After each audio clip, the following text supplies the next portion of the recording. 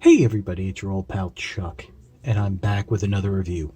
And today I'm taking a look at something really cool that I was just able to pick up off of Amazon, and that is from the Transformers Bumblebee Cyberverse Adventures Dinobots Unite subline. This is Dino Combiners Grimlock and Wheeljack, and together they form WheelGrim.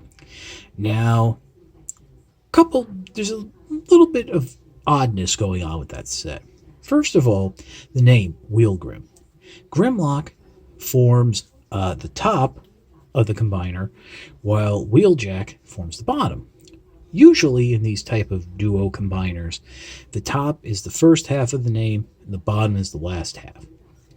But in this case, it's flipped.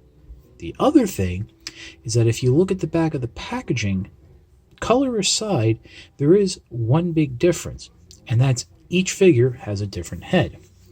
So looking at Grimlock here, we can see that he has something close to its original, the animation design of the head right here. But on the packaging, there's a little more of an angle to the face, sort of like it's his faceplate, but with a mouth.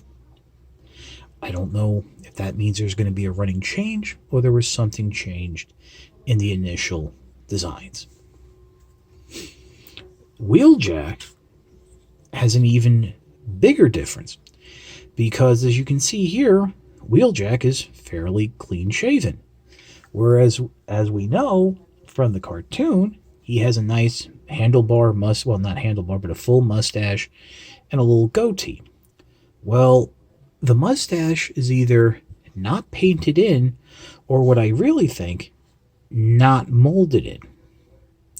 So again, I don't know if there's going to be running changes of these figures down the line that will represent the box art, or it was a last minute decision that things were changed. Who knows? But that's that. So let's get into the transformation. Moving Wheeljack off to the side for a second, we'll start with Grimlock. Now, Grimlock comes with a tail weapon that it can hold, but also Wheeljack can hold as well. Now, the instructions weren't that clear, but the weapon actually can friction onto the outside of Wheeljack's forearm. And if it had some forward and back instead of lateral arm movement, this would be kind of cool. But alas, it doesn't. So there is that. Just make sure you have like the curve going forward and there's the little notches on the inside. That's how it works. Like I said, the instructions aren't that clear on it. It took me a minute to figure it out. So to get into the transformation for Grimlock, it's fairly simple.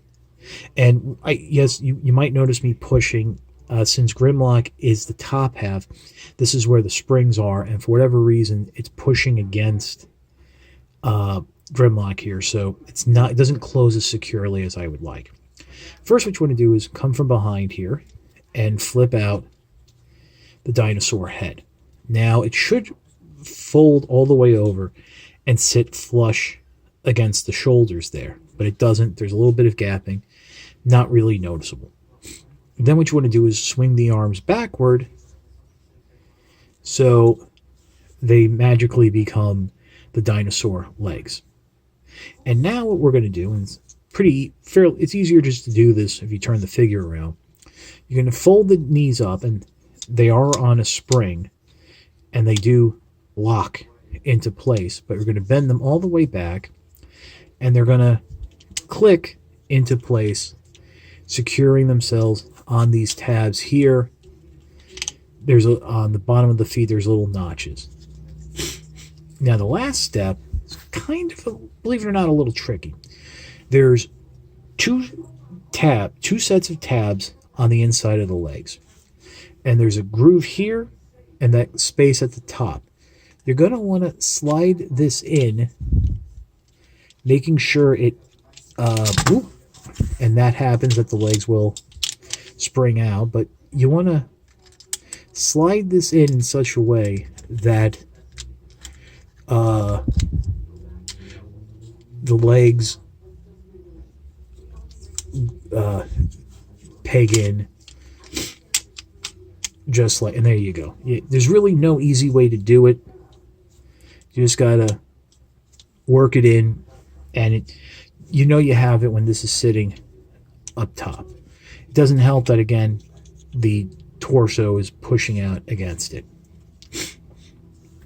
So there's Grimlock ready to roll.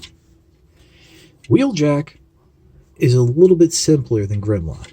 First thing you want to do is push back on the foot and then rotate it down like so. You can then slide it up, and that'll form the front of the car. Next, or you can do this first, if you so desire, is open up the chest, flip the head all the way down and in, and close it back up. There's a tab there that will peg into a slot on the chest. Peg the legs and torso together, and it comes together nice and neat like that, and then fold the arms in. And there you have Wheeljack and Grimlock in their vehicle mode. Now, these combine. And we're going to get to that in a moment, because I'm going to adjust the camera, because things are going to get big. Okay, so to get into the transformation for the combination, what you're going to do is start with Grimlock. Remove the tail weapon. Rotate the legs all the way around so they're facing forward like that. And then you're going to take Wheeljack here. Now notice the tab has a extended section. That's going to fit into the teeth section there. And I'm going to push it in. And there you go. That will pop out the head. Let's adjust the legs a little. We're going to focus here on the bottom on a second. You're going to flip the feet out, rotate them forward. They'll split. Want to split the legs, and they'll snap into place. Nice and sturdy like. You adjust the camera ever so slightly. Get all this in frame. Bring the arms down like so. And you can even bend them at the elbow. And you can give the larger figure the tail weapon as well. And here's WheelGrim in its combined form. You get more of that brown caramel color, which is really supposed to be more of a bronze. And this is supposed to be more of a gold, but what have you. And the head is very unique.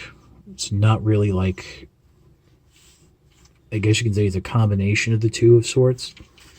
But yeah, waist down, there's no articulation. As you can see here, there is elbow movement and some lateral arm movement. So I think it's kind of cool. Very solid. A little bit of heft to it. I mean, there is some hollowness here. To go back to the separate modes, bring the arms down straight just like this. Bring them back up and out to the side. Go ahead, remove the weapon. We'll separate the two figures. With Wheeljack, bring the feet down, fold them back in, then close it back up just like so. Grimlock, as always, since it is the torso, there's a little bit more to do. Want to push that head all the way in. It'll lock into place. Close up the torso here. That will close everything up. Bring up that dinosaur head. Fold up the legs, just like you're going back into dinosaur mode, which we are. And then bring them down. And of course, you'll slide the tail back in. But what I'll do now is keep going and show you how to get back into robot mode. So with Wheeljack, that's fairly simple. Unpeg the arms here. Separate the legs out again, so they're in that spread position. Rotate the feet down and out. Turn it around so you got the heels for the giant robot motor, the small feet for Wheeljack. And then come inside and flip up Wheeljack's head. He's ready to roll. Grimlock, a little more involved. Flip out the feet. Make sure they click into place. You do have some movement there. Bring the arms down. And then flip the Tyrannosaurus Rex head back and around. Form the backpack. Put the weapon in. And there's Grimlock back in its robot mode. So we're back where we started. Again, simple, but a fun little set of figures. So we'll pause, and we'll come back with my final thoughts. I don't think WheelGrim is going to win any awards for complexity or articulation, but it's a fun figure. Not sure if we're going to see this in the final season of the Cyberverse cartoon. I know there's some trailers going around already. They do show the Dinobots, but who knows? Really what I'm hoping for is we get a nice combining Volcanicus, but that's a conversation for another day. This is definitely worth a pickup. The $26 or $27 it goes for might be a little much for some. And like as I said in the beginning, I got this off of Amazon, but it's from a third-party seller who was selling it at retail price. I think, $20 to $25, actually maybe more like $23. I feel a little bit better about it because these are bigger than the old Robot Prime RID combiners, crash combiners, but they're still not. But they're not as involved. So, but like I said, a fun toy, fiddle toy, great for a desk display. Doesn't take up too much space. So really don't think you can go wrong. So that's it for the review. If you like this review, please consider liking, commenting, and subscribing. While I will always appreciate the views, your likes, comments, and subscriptions help to communicate to YouTube through the algorithms that my channel is one that should be exalted and held upon high. If you want to make the ultimate sign of support, I do have a Patreon. It is available at www.patreon.com/chuckdog1999. Little card here in the corner and a hyperlink in the description below. All I ask for is $1 a month or $12 a year. No thrills, no tears, no special rewards. All you're doing is helping me help you, help me to help you bring figures like WheelGrim to you, as well as keeping up the infrastructure of the channel. But as I always say, if you can't afford the $1 a month or $12 a year, your views are more than thanks enough. Patreon is just a cherry on top of an already generous sundae. And that's about it. So, for Grimblock and Wheeljack, WheelGrim, this is your old pal Chuck, and I will see you next time.